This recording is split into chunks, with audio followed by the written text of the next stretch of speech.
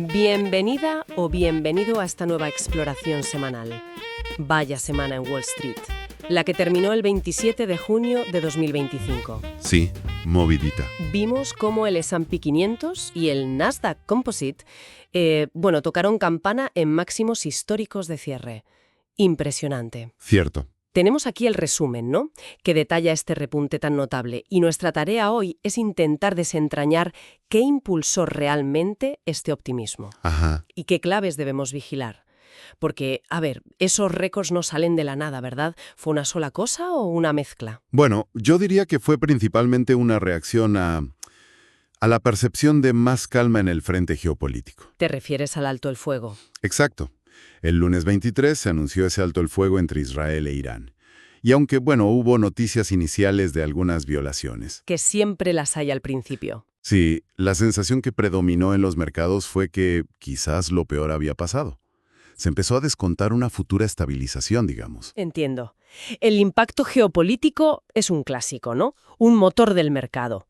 Pero, ¿ese alivio se tradujo así, directamente, en la caída de la energía que vimos? ¿O hubo algo más? El efecto dominó fue bastante directo ahí, en la energía. Los precios del petróleo cayeron, y de forma significativa. Ajá. El Brent, por ejemplo, volvió a rondar los $67 por barril. Que ya es una bajada importante. Sí. Y esta caída, pues alivia, al menos en teoría, ¿no?, las presiones inflacionarias. Claro. Y eso es música para los oídos del mercado, porque da más margen a la Reserva Federal para pensar en recortes de tasas más adelante. Que es algo que su presidente había mencionado, ¿verdad? Lo había vinculado a la geopolítica. Justo, había vinculado esa posibilidad a un entorno geopolítico más estable. Claro, la Fed, siempre en el radar. Y viendo cómo se tradujo esto en las pantallas, los números de cierre fueron bastante llamativos, ¿no? Ciertamente.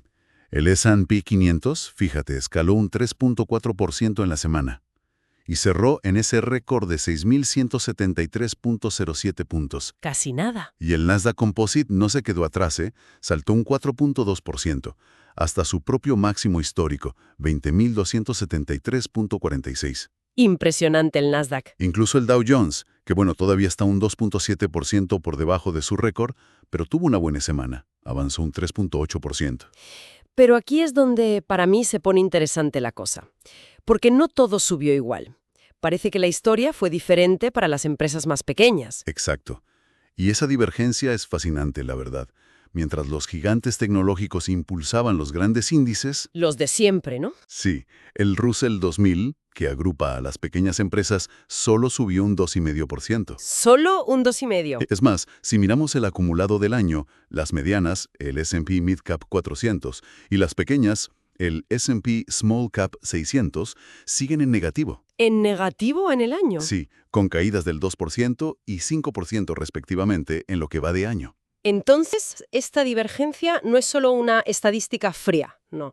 ¿Podría ser una señal, quizá, de que los inversores, a pesar de este optimismo general, están buscando refugio? ¿Podría ser? Refugio en la seguridad que perciben en los pesos pesados, quizá dudando todavía de la fortaleza real y amplia de la recuperación. Es una interpretación muy válida, sí. Y además vimos movimientos sectoriales que refuerzan un poco esta idea de selectividad. A ver. Tecnología y energía lideraron, como decíamos. Pero fíjate, el sector salud tuvo una semana difícil. Cayó más del 2,5%. Uy, salud abajo. Y muy notable fue la caída de más del 3% en acciones de defensa. Northrop Grumman, RTX, Lockheed Martin, justo después del anuncio del alto el fuego. Ah, claro. El clásico patrón de comprar con el rumor, vender con la noticia. Exactamente. Tiene todo el sentido. Y mientras tanto, ¿qué pasaba con los fundamentales y la propia Fed? Porque el mercado parecía celebrar por adelantado, ¿no? Pues mira, tuvimos soporte por el lado de las ganancias corporativas. Fueron sólidas. Un 77% de las empresas del S&P 500 superaron las estimaciones. Que está por encima de la media. Sí, por encima del promedio histórico. Sin embargo, la Reserva Federal mantuvo su postura cautelosa. A pesar del mercado. A pesar del mercado. Las tasas siguieron en el rango de 4.25% a 4.50%. Sin cambios. Y atención, porque sus proyecciones de junio elevaron ligeramente la expectativa de inflación PCE para 2025.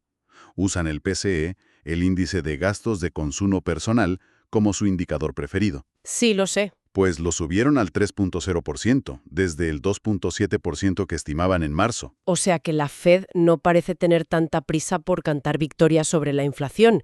¿Y los datos económicos acompañaron esa cautela de la Fed o al mercado? Fueron mixtos, la verdad.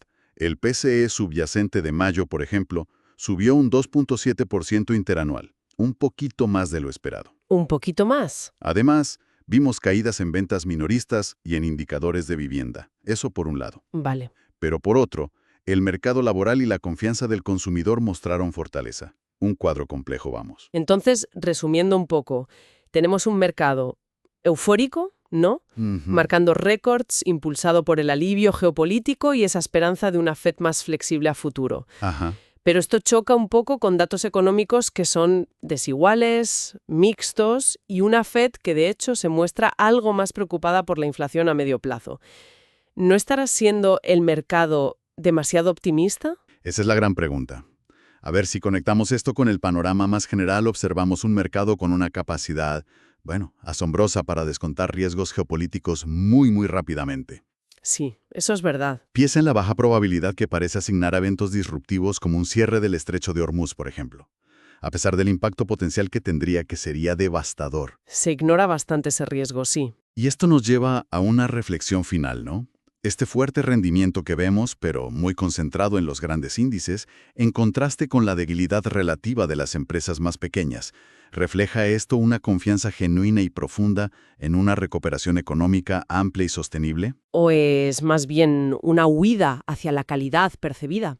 Una concentración del riesgo en unos pocos gigantes tecnológicos que se consideran más resilientes ante una incertidumbre que quizás sigue muy presente bajo la superficie. Interesante dilema. Es algo sobre lo que yo creo vale la pena seguir pensando. Definitivamente. Una buena pregunta para dejarla en el aire mientras vemos cómo evoluciona todo la próxima semana.